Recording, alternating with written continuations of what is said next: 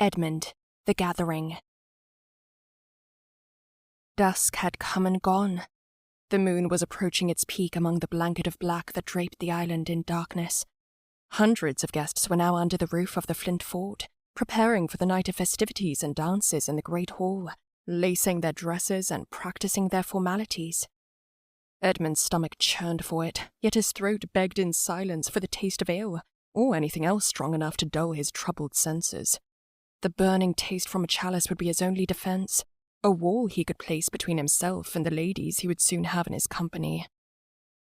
There were plenty of spare rooms to hand out to the noblemen and their daughters, but the Queen of Ophelia herself, along with her own daughter, were offered Grian's chambers. His father had tried to convince Edmund to allow them his, but Edmund refused to let strangers into his sheets, especially those who were carried on the shoulders of a beaten line of slaves. Through the stone corridors and down many steps, Edmund's dread of this night had only grown more potent. He had finished what remained of any rum in his chambers, and yet he was still not fulfilled with the courage it had always given him.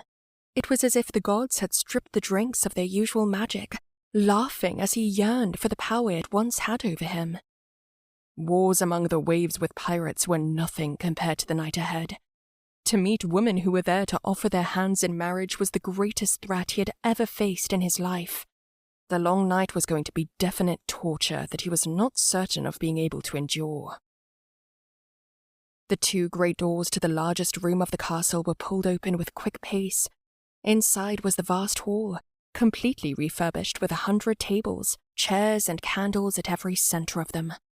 The great chandeliers were used once again for the first time in a decade, brightening the hall to the best it had ever been.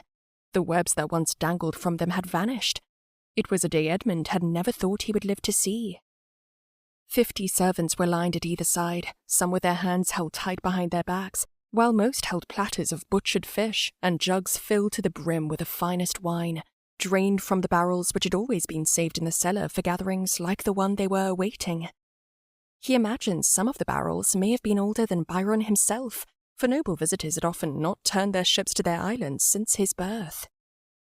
His father's throne sat high in the middle of the podium at the edge of the hall. Beside it were the two smaller ones at lower height, often for his brother and himself whenever the two of them had to be at their father's side during one of his rare announcements. It was strange to see his father sitting on the one to the left, leaving the largest throne open and ready for Edmund to sit on for the night. He smirked at the offer and knew he would relish in the walk over to it as his father watched. It became apparent that Edmund was granted the best wardrobe. His family were dressed better than they had ever been, in similar tunics to his own, but certainly not as grand as he was. Beneath a deep green cloak of golden eels, his father wore a faded grey, matching his chalked hair that was slightly less decrepit than before, and his tainted skin that his illness had stripped of all its beige. A mild attempt at seeming far more formidable than he actually was. His weakness was a hard thing to hide. The hundreds of arriving guests would surely spot it, seeing it swirling in his sickly eyes. Byron sat at the other side of the throne. He was draped in a light blue with a sigil of Saltspear sewn into his chest, matching the green banners that hung far from the walls around them. The blue was for his mother, Helene of House Tech. It was the colour she had always worn during the days that she was still breathing. His hair was trimmed down and no longer hiding his eyes, freeing his face of his newly grown stubble.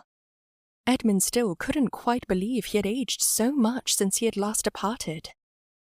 Then there was Cyrus, whose unexpected arrival left him with no more than a wooden chair, sitting alongside the 3 thrones behind the wide table that stretched across the podium. He hadn't given half the effort of his father. He still wore the clothing he'd had on the whole time he was travelling to Braille, as well as the same unkempt hair. "Well, there's a sight I never thought I'd see," Cyrus called to him, standing from his pathetic chair. "Your hair had the chance to be tamed all that time and you never did it." He and Grian chuckled as Edmund roughed up his tight curls. He was glad to see a huge jug in the centre of the long table in front of the throne. It was among a dozen other things, like plates of meat that were piled inches high, each cooked to different shades between pink and brown. "Where did all of this come from?" Edmund asked, seizing the jug and pouring the wine into the closest chalice he could find. "Compliments of Her Majesty, Queen Miriam," his father told him, looking displeased at the sight of Edmund chugging his drink swiftly down his throat. The Queen wanted to spare no expense for you and your guests. You'll do well to thank her for everything she has invested into this night, son. Edmund had no idea as to why she was even in Braille. He couldn't understand why a woman of so much wealth and power would ever want to marry off her daughter to a simple lord, one from a dull island of the south. He supposed he could ask her himself when the time came, though he felt reluctance when he thought of it, not wishing to offer his time or company to a slave handler. Sias was already through more wine than him. It was a silent duel they began to have while the servants had finished preparing the tables of the honoured guests. The right side of the room had green cloth spread along each tabletop, holding much richer cutlery and candlesticks in comparison to the other side that stood completely bland, ghost-like as it awaited the company of the filthy island folk. It was clear that the grander side was meant for the more grander guests, such as the nobles and rich men that would soon arrive, those that held on to their small power over the crumbs of land they owned on the mainland of Eskimar. One table, which seemed more like a dozen when looking at its giant width across the floor of stone, was the closest to the 3 thrones the salt spears sat on, scattered with silver forks and spoons of all sizes, along with magenta silk draped over it. It reeked of Felian royalty. I am certain I need not remind each of you about the importance of what lies ahead, Grian announced to the young men at his side. A gathering has not been held in this great hall for 2 decades at the least. I do not wish to see the return of our house's relevance to be mocked or ridiculed by the lords of the West. Each of you will do your best to entertain our guests and make them feel welcome when they step through those doors. Especially you, Edmund. When all 4 of the salt spear men were ready, and Edmund and Sias were already too drunk to notice, Grian gave a nod to the servants at the other side of the hall that immediately opened the entrance once again, letting in a swarm of eager visitors. The first to enter were Braille's own people, simple fishermen and women, dock workers and seamstresses that knew their place the moment they saw the rich tables at the opposite side. Among them were those all too familiar laughs and voices of Edmund's shipmates, who did exactly as he did when spotting the jugs that were instead filled with rum. Drink sparingly, son, his father ordered him in a hoarse voice, scowling as Edmund drained the jug even further. Behind the crew of the Tide Rider flooded in a flock of women that worked on the docks, taking their seats among the men they had worked under. A girl that was tailing behind had crept into the hall. Edmund had noticed her in an instant. Elaine. She was adorned in a thin white dress that ran down to her ankles and hid her entire arms with long sleeves, covering the skin he had seen far too much of in the past. He had never seen her in anything other than the rags she was given on their travels. Seeing her in something so new and divine reminded him of what was underneath those sleeves. The thoughts of her bruised skin and scratched neck sank in, as did the guilt that he had always felt for the poor girl. And with that, she scurried away into the crowd of other islanders and vanished. For her to sit among the beasts that ravaged her was a thought Edmund scowled at. His lips suddenly fell when seeing a figure of amber garments enter the hall with a rigid walk, fiddling with their head of blonde hair. Their sweet blue gaze was all too painfully familiar. He gritted his teeth, staring as Ollie looked right back at him with a restless expression on his face. You idiot, Edmund thought, standing slightly before his father yanked him back down to his seat. Keep still, they're about to arrive. And straighten your back, boy, his father said with a furious tone. He watched Ollie search the hall for a chair to sit in before he plopped his head down, awaiting the next group of visitors to make their way through the entrance. Edmund swayed his head slightly, trying to peek through the shoulders that blocked Ollie's face that he desperately wanted to see. Yet soon, Edmund's head was soon met with a whack of his father's hand. Now the whole hall watched the open doors and awaited the arrival of Edmund's proposers. The door wasn't an interest of his. Neither was the secret drinking challenge he was having with Sias anymore. Instead, he continued to keep his eyes stalking through the crowd for Ollie, wondering why he made the foolish decision to not leave the docks under his order. Footsteps emerged from the entrance, and the violinists to Edmund's left had begun playing the strings to form the song that he had constantly heard in his youth throughout the castle. It was then that a man that was linked in arms with a young girl had walked inside, following the aisle that divided the rich from the poor with a grin of confidence. They were followed by another pairing of a father and daughter who had also steamed courage, showing it carelessly in the way that they strolled toward their table as if they had built the hall themselves. The show went on, growing tedious with each passing lady that eyed Edmund with all kinds of looks to try and get a reaction out of him. Their seductive winks and petty waves were almost enough to make him drunkenly lunge a chalice, striking them on their dumb heads of shining hair. Some arrived with fathers, while others arrived with their elder brothers who were keen to meet Edmund's gaze. "That one's giving you eyes, little cousin," Sias pointed out, nudging Byron playfully from seeing a girl looking right at him with a smirk. His little brother gave a slight smile back at the pretty lady who was pulled aside by her father. Byron leaned in close to Edmund's ear. "Do you have any favourites?" he asked him softly, not taking his eyes off of the girl he had quite clearly favoured himself. "How could I ever choose? They're all just so beautiful." To say those words was like spewing out poison to him, accepting that the lies he had told in his life were as common as taking breaths by now. "Boys, stand," his father said, coughing up a puddle of blood into a rag that he quickly hid away in his collar. The four of them stood from their chairs as the violins had quickened and morphed into a foreign tune that Edmund had not heard before. The many heads in front of them had slowly turned, anticipating the final arrival to make their way through the large doors. From the corridor outside came a parade of shirtless, quick-paced men. Some were holding banners of magenta, while others holding torches of fire that they juggled and danced with to introduce their superiors that approached behind them.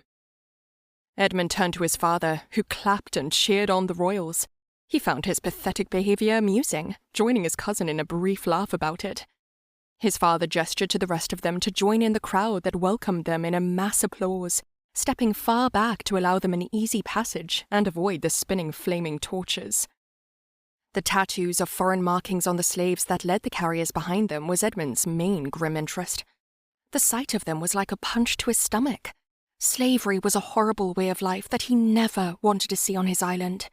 He knew so many people growing up who lived lives of cruelty on the other islands around them, but Saskara was said to be brutal beyond belief. Through the arch, there had come the throne he had seen from his balcony, though it was now up close and free to be seen in all of its morbid glory, etched with carvings of several artistic scorpion tails and claws around the golden frame. Atop the slaves beneath her, Queen Mirian Ophelia sat sternly on her pillowed throne, her eyes looking strictly forward at Edmund with a face of elegant brown Saskaran skin, with red paint dotted along her cheeks. She wore more jewels than there were ships on the docks. Her hair was hidden and surrounded by a crown of deep pink fabric in the shape of a giant vase, stretching to the size of her skirts. The dress she was in turned every head in the hall, dyed in the symbolic magenta of her sails and banners with bouquets of red roses spread along her neck and shoulders. As she was carried to the side toward her lavish table, a second throne revealed itself, holding yet another radiant but younger lady, the Queen's daughter. Edmund couldn't feel a thing for the girl that approached, but he would not deny the beauty that she wielded. Her eyes were intensely dark and shined right back at him. She kept her hands to her lap and smiled the entire way. It was then that Edmund had once again realized that she was being carried by innocent slaves, quickly retreating back to that hatred he had for those who owned them. "My daughter," Queen Mirian announced proudly in a voice that silenced the room with ease, stained with an accent that came out like poetry. "The Princess Ophelia, my fifth born and the holder of both beauty and grace. Princess Shasma, my lords." His father clapped alone, making a fool of himself in front of northern royalty. That was until Sias had joined him, raising a mug to the woman he had planned to sweep up and show a good time. Edmund recalled his awful words, watching his cousin relish in the idea as he stared at the smiling girl, praising her alongside his stupid father. Idiots. The Queen and her daughter's thrones were now on the ground, surrounded by slaves that stood perfectly still, awaiting whatever instruction their queen had given them. The presence of people who actually owned other people was a strange feeling. He was almost fascinated by it all, but more sickened than anything. Even some of the dock folk winced at the wretched sight. The thunder of voices had suddenly begun faster than it had stopped. His crewmates were of course the loudest among the rest, their crude humour being heard over the sound of strings that were played with such harmony, continuing the foreign themes to please their Felian arrivals. The vacant floor had a few islanders rush to it for a dance with their company, not being shy among the rich visitors who watched on at their poor attempts of moving their bodies to the Saskaran songs. His crewmates, Rowan and Eric, were flailing about like seagulls fighting over a fish, while Pete hobbled and swayed like a man with his feet nailed to the ground. Laurel only watched, glaring at his fellow sea brothers while sipping his rum. From the skipping crowds had emerged the first father and daughter pairing that had entered the throne room. The scrawny man grinned as he guided his daughter forward. She bowed her head of blonde hair that was laced with pink petals and gave Edmund a spin, letting her lilac dress flourish. The girl was a child, one short like an imp and too young for Edmund to ever accept as a courtship, believing he would think the same even if girls were of a high interest to him. Zoran Crass of Mudmere, my lords. May I present the heir to my lands and the darling angel of my life. Jane Crass, my stunning daughter. Edmund's family all looked to him, urging him to speak. He soon cleared his throat and straightened his back in a mild attempt at being a convincingly contented host. Thank you for travelling all this way to be here tonight, Lord Zorin. Your presence is an honour, as is your daughter's. He gave a fake smile to the both of them as they returned to their tables, allowing more men to approach with their offerings. He itched his head, troubled by the sight of a girl so young who sought out a marriage. How old is Lady Jane? Edmund asked his father, already growing tired of the northern music that grew louder as more prancers skipped to the middle of the hall. The girl is 10, I recall, his father said, inattentive to its oddness.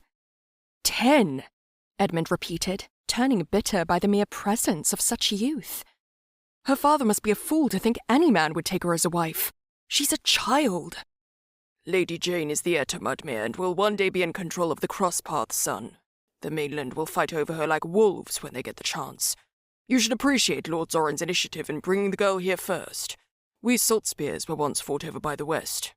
Each of you boys would have been sought after if the world had been presented with you some years ago. Take this knight, for example. Our house has not been mentioned for a decade at the least, and yet when word spread of your willingness to seek out a betrothal, each of these fine young girls heeded the call, sailing overseas with their families to partake in the following days. For his father to say he had a willingness for marriage made Edmund wince. It was nothing of the sort.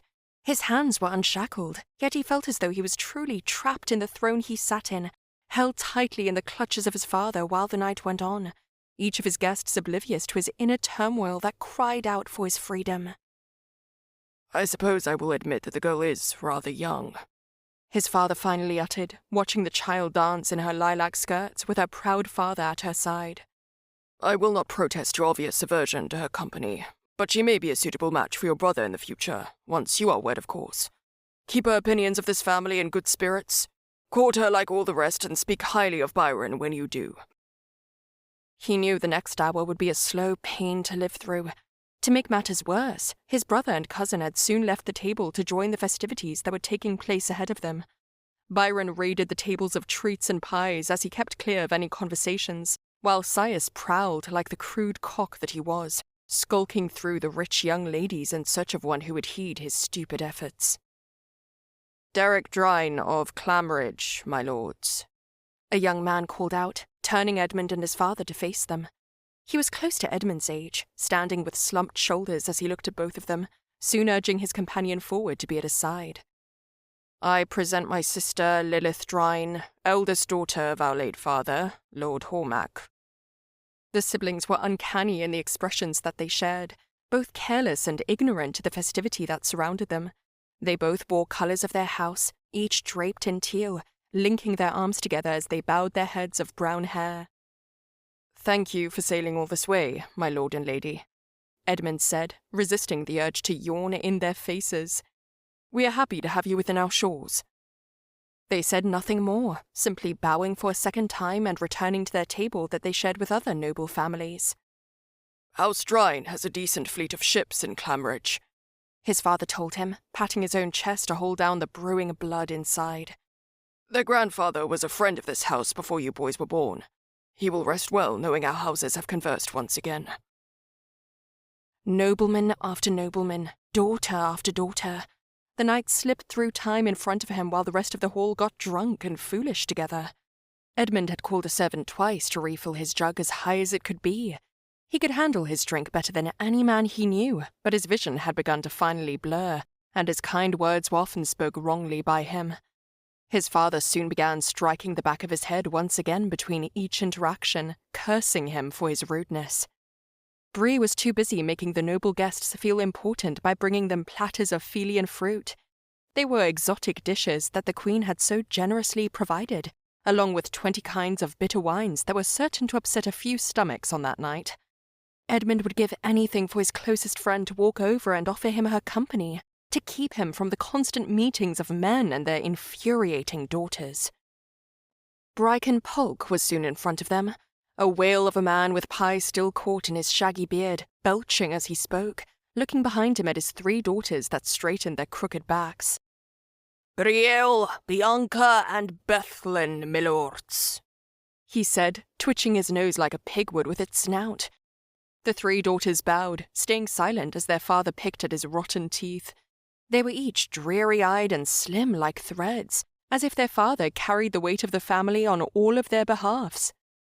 "We are pleased to have you in our halls," Edmund said to the sluggish man, bored of his own repetitive words that stung his tongue each time. "Is that right?" Bryken said with a chortle.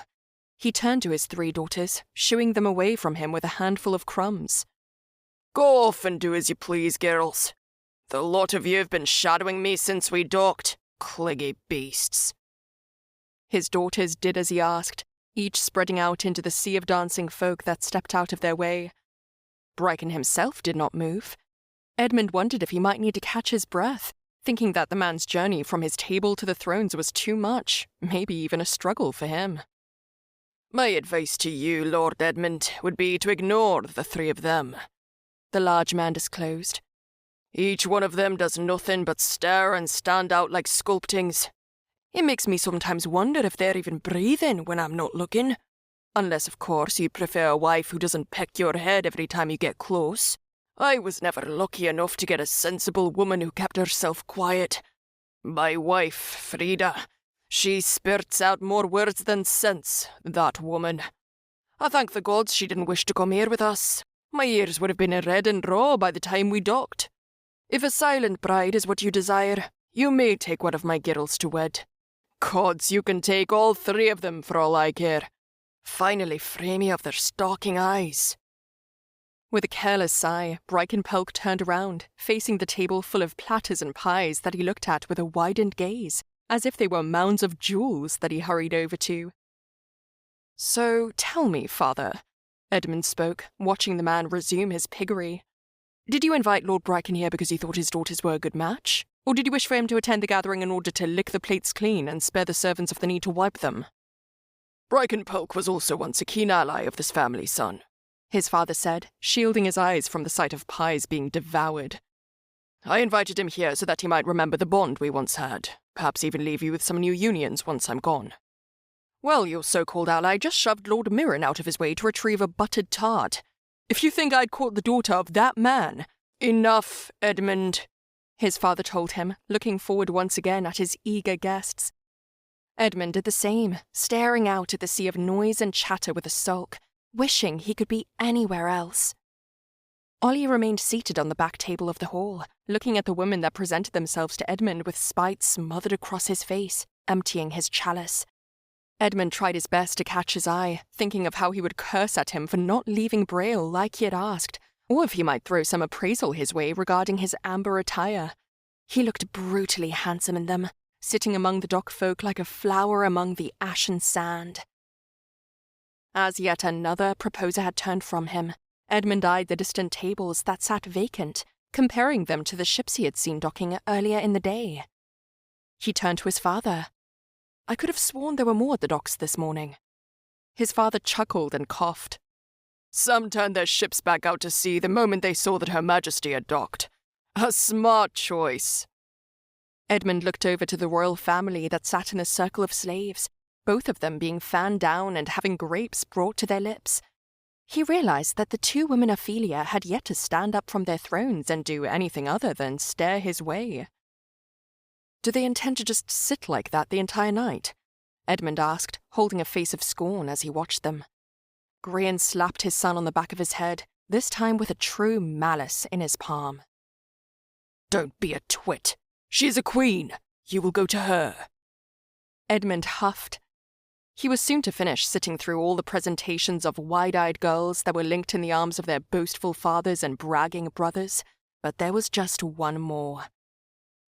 The final girl to be presented to him had approached, only her arm was free of any grinning men, and she stood completely alone.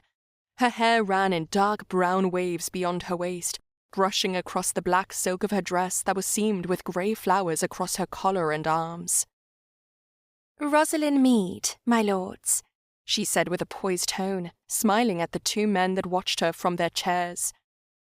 "From the Salt Coast," Edmund spoke, reassuring his father and Rosalind that he was at least slightly caught up with who his guests were and where they were arriving from. Her face was the first of the girls that Edmund stared at for more than a few mere seconds. He studied it in a way, knowing that she was the infamous girl that came from a family the island had spoken so much of, the family that kept its marriages intertwined within itself, as well as the babies they conceived, a daughter bred from incest, an act that would stain any family with a badge of disgrace. She was underwhelming in some ways. Edmund had half expected a girl with a mangled face, one bearing the consequences of her family's grim practices. However, her face was free of any disfigured features or wild eyes. She was beautiful. At least that is what most men would say. Her skin was soft and pale, her eyes were green, like his own. Not a single soul would have guessed she was born into the heinous House of Mead. "I was so sorry to hear your mother could not make the journey with you, my dear," his father said with a raspy voice, lying through his teeth. "I would have enjoyed her company." "Forgive her, my lord. She had some business with our neighbouring fishing villages. It seems the voyage of the Mad Maiden and their crew had yet another thirst for thievery, among more sinister things, of course." "Then you should be happy to learn that during our path back to Braille, we dealt with them accordingly," Edmund explained with an unmoved expression. "They will not return to your land, or any land, in fact, unless of course any of them wash up onto your shores in pieces. That I can certainly promise." Rosalind smiled slowly. She gave Edmund a look that was unlike the other girls, one less theatrical or forced. "Did they die screaming?" she asked with a villainous intrigue. Grian shifted in his hair with discomfort, making Edmund smile and applaud the girls silently.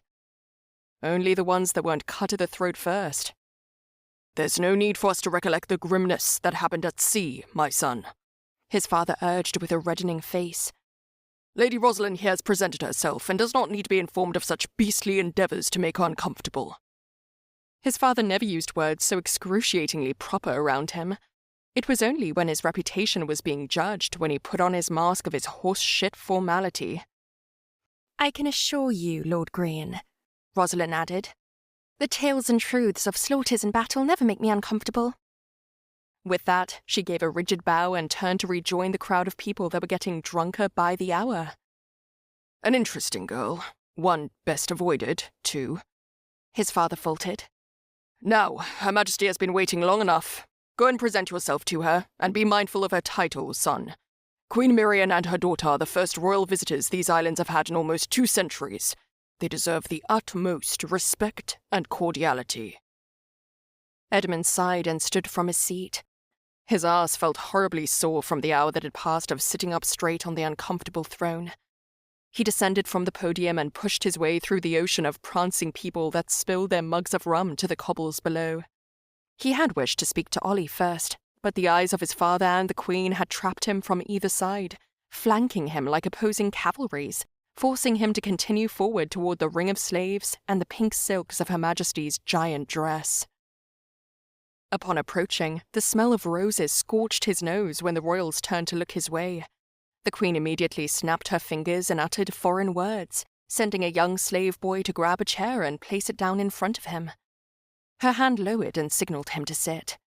He took a moment to feel uneasy about the boy who had brought over his chair in such a terrified hurry, spotting the trembling of their marked lips. Once taking a seat, a silver chalice was immediately handed to him, striking him with an unfamiliar, strong scent.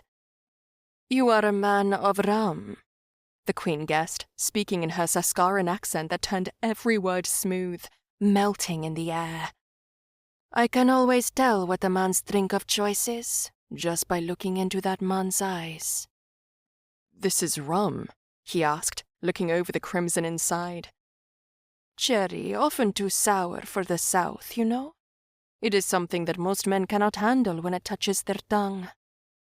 Edmund took her words and saw it as a challenge, throwing back the rum as fast as anything else he had drank that night, not wincing at all.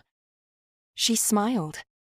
It was indeed strong, but Edmund's throat could withstand anything after all the years at sea and tasting drinks from all corners of Eskimar. His visits to Gale held his greatest reasoning, for the city among the ice was infamous for its wicked taverns that served the most caustic of ales. Her finger snapped again, and within seconds, his cup was filled once more with a sour rum that was poured from beaten hands. She watched him drink it entirely for the second time, as if she were studying him like a map, waiting for him to protest to her strange intrigue.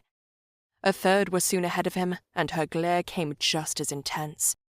Whether her unending gifts of cherry rum was some sort of test for him, or whether it was a game she found joy in playing, he did not let himself be defeated.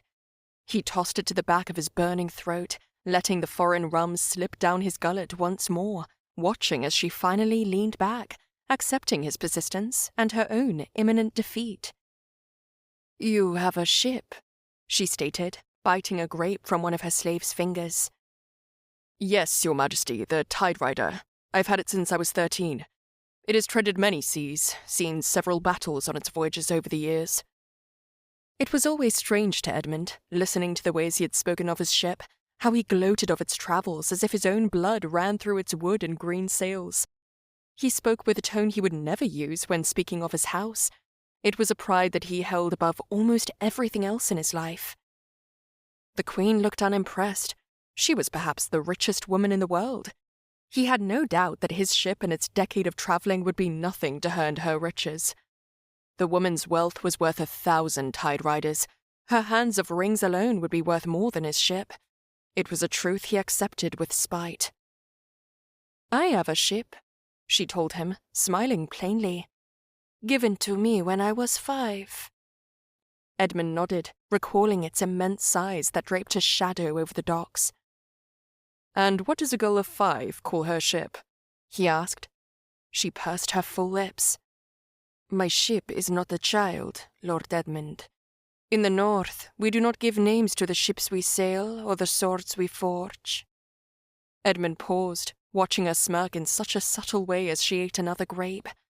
Her dark eyes were trailing over his, as if they were searching through his own, fishing through his mind for something to pick apart. "How many ships do these islands have?"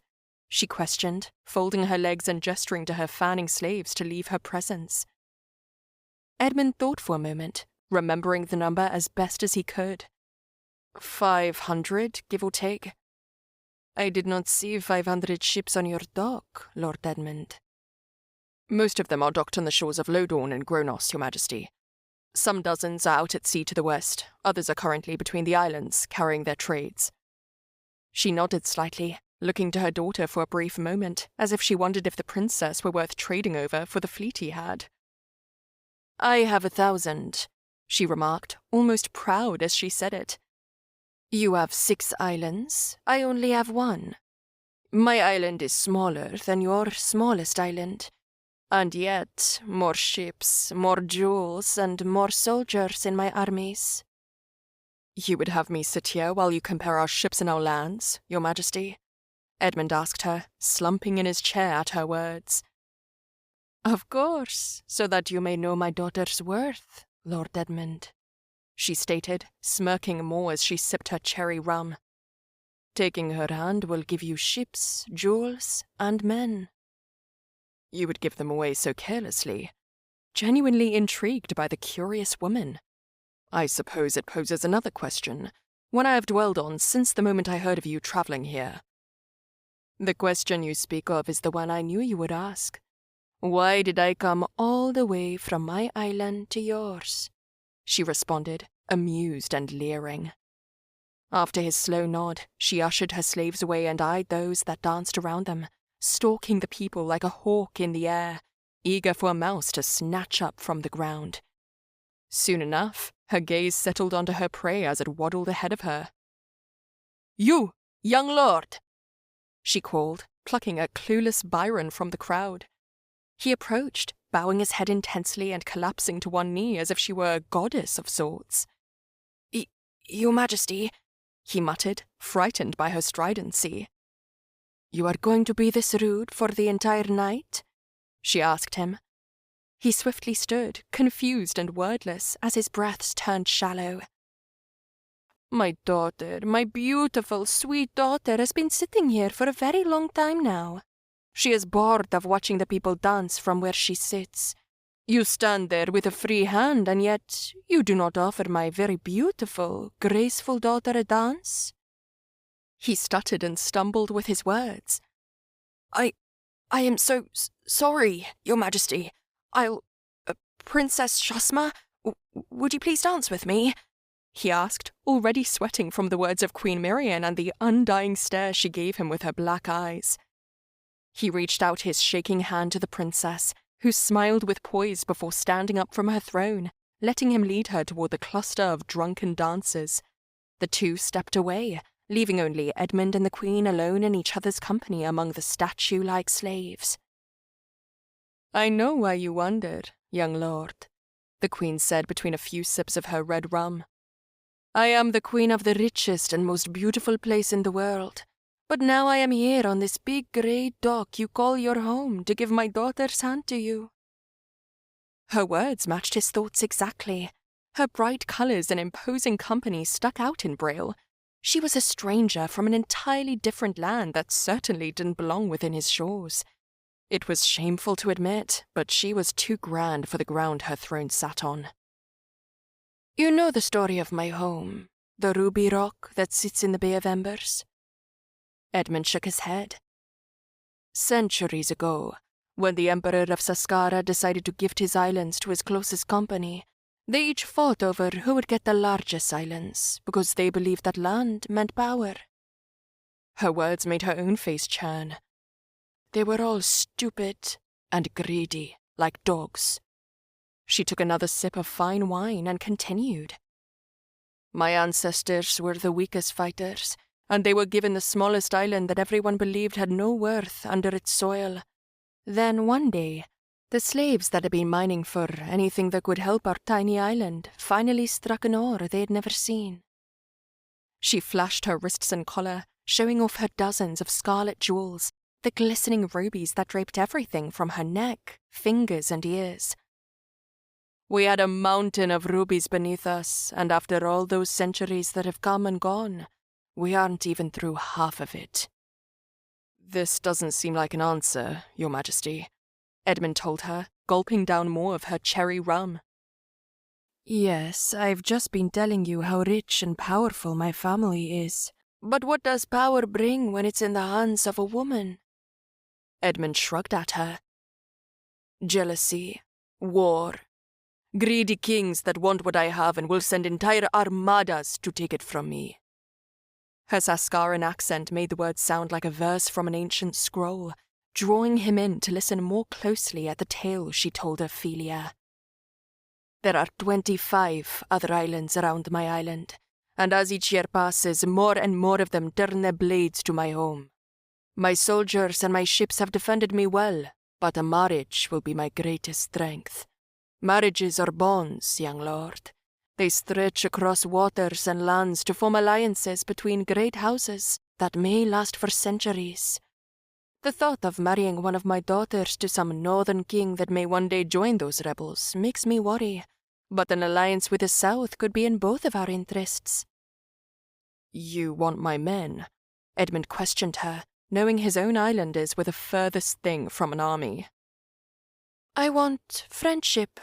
I want to know that if I one day call you for aid, You will send your ships north for your dear wife's homeland, she explained. I have heard about the men on these islands. Is it true that they each fight with the strength of a bear? It was something like that. His men were brutal fighters, but most conflict had stemmed from quarrels between themselves. You want friendship? Then you'd better hope that I favor your daughter. Queen Miriam became amused by his answer, whistling to one of her slave boys.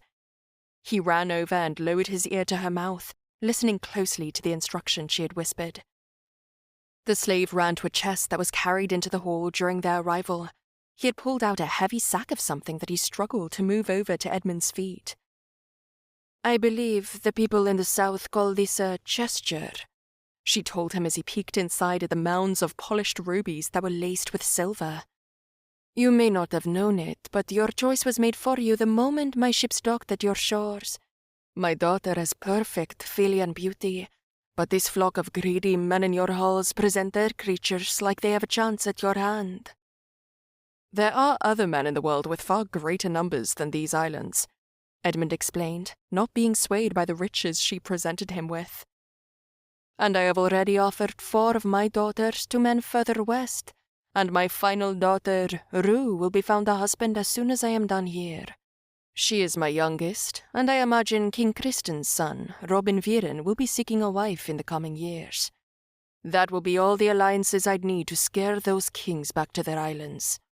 Thorsten Viren had married each of his children to northern houses. I am sure they will keep with that tradition when I put my daughter forward. She spoke a foreign tongue to yet another slave. He and another had lifted the hefty sack of jewels and headed for the doors. You'll find them in your chambers. I could have taken it myself. No need to let them carry it all that way. Edmund scowled, watching on as the 2 men held it between them with all their strength. She stared at him for a brief moment, watching as his eyes fell to the floor.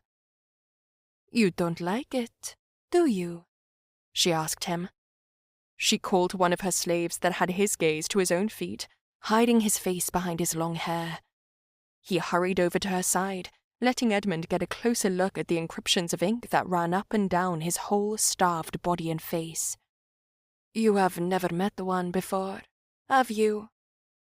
Only once, on a voyage. A lot of us don't think slavery is acceptable down here in the south. It is a cruelty we do not strive for. Queen Miriam took no offense at all, acting as if the cruelty was just an opinion they could respectfully disagree on. Well, then you should look if they are truly so rare in this part of the world. You won't mind. She allowed him, reaching up her hand and fiercely raising the man's jaw to face forward. The slave shivered in fear with a sorrowful look on his marked face. He was like a fragile puppy that endured punishments regularly. Edmund didn't want to even look his way, but couldn't help staring down the sea of scars among the ink of his skin and the 2 stumps where his fingers once were. What is your name? He asked the slave with a soft voice. You do not ask them that, Queen Miriam scoffed. They don't speak a word of the South's language, and they do not have names, just like our ships, Lord Edmund. With that, he soon broiled at the disgusting words she spoke of the way slaves of the North were treated, and stood. I should really give my attention to my other guests now. Your company has been a privilege, Your Majesty. Lord Edmund, she called to him as he began swiftly leaving her table. She stared at him with her hawking eyes and a pointed finger. Do not forget what we have spoken of this night. Being an enemy of mine is not in your best interest. He nodded to her coldly, holding back his curses before heading into the dancing island folk, all of whom had grown more lively at the sound of familiar and traditional music from the violins. Without the shackling presence of his father or the vile queen, he was now free to join the company of the man he desperately desired a discussion with.